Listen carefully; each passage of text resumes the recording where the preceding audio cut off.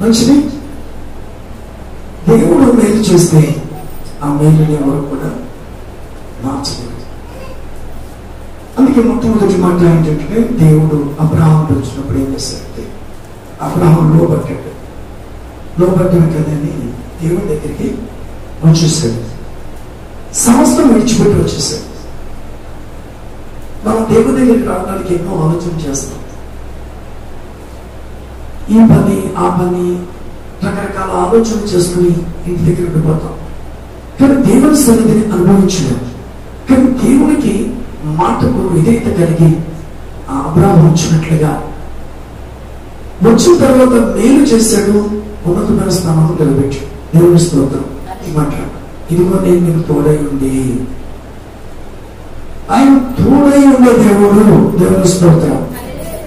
ఇప్పుడు మాటకి లోబడినప్పుడు ఇంకేమని చేస్తాడంటే, మొదట మేలు చేస్తాడు, రెండు తోడుగా ఉంటాడు.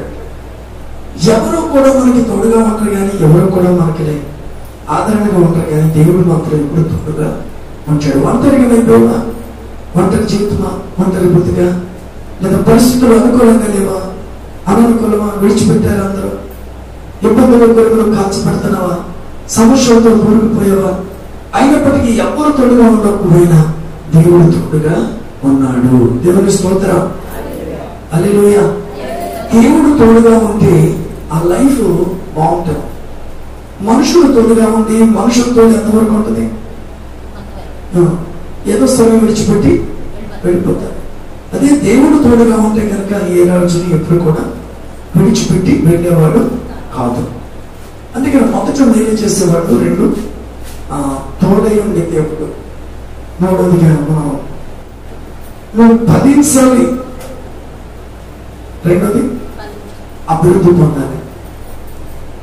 నువ్వు ఫలించాలి, అభివృద్ధి పొందాలి. రెండు విషయాలు.